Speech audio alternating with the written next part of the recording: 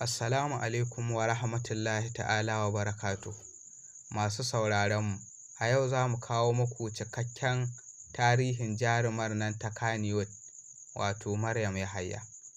Maryam Yahaya zaƙwaƙuriyar matashiyar mace kuma shahararriyar jaruma a masana'antar Kannywood, wacce ta jajirce ta kuma tsallake siraɗi da yawa wajen ganin ta cimma burinta na zama jaruma, wanda izuwa yanzu ta yi nasarar cimmawa.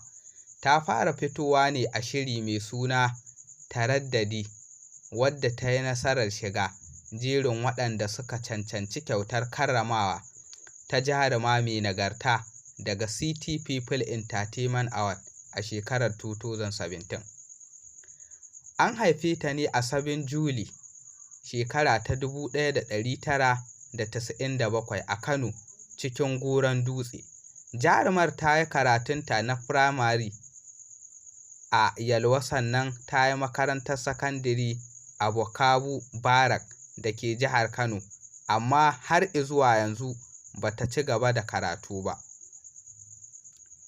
Jarumar ta fara fitowa a fina-finan Hausa a 2016, duk da cewa a wancan lokacin tana fitowa ne a matsayin ƙaramar jaruma kuma mai tallafawa jarumai.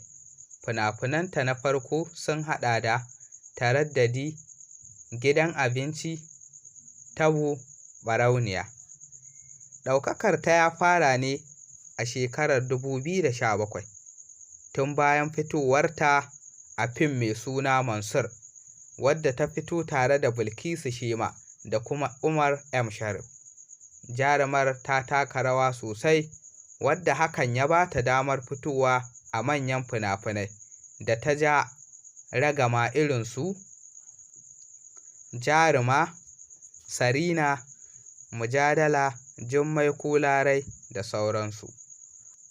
Sannan jarumar ta yi fina-finai da dama kamar su Mansur, Lamba, Wutar Kara, Hikima, Tabo, Mijin Yarinya, Sarina, Hafiz, Tsakaninmu, Ɓarauniya, Mariya, Mujadala, Jummai Ko Larai, Matan Zamani, Guguwa, Gidan Cin Abinci, Jaruma. Amma mafi yawan fina-finan ta su ne a kamfanin shirya fim mai suna FKD, wanda yake mamallakin Ali Nuhu ne. Maryam Yahaya ta sha karɓar kyautar karramawa a lokuta da dama a ƙungiyoyi da yawa a faɗin duniya, kamar su City People Entertainment Award, African Actress Award da sauransu. Sannan kuma jarumar ta fito a bidiyoyi da yawa kamar su Hafiz tare da Umar M. Sharif, Matan Zamani da Garzali Miko, Jaruma da Shamsu ɗan iya, Mujadala, Abdul M. Sharif da Umar M. Sharif. Sannan jarumar tana da iyaye wanda har yanzu suna raye. Sunan dai babanta shine Ibrahim Bello, mahaifiyarta kuma Ruƙayya Bello.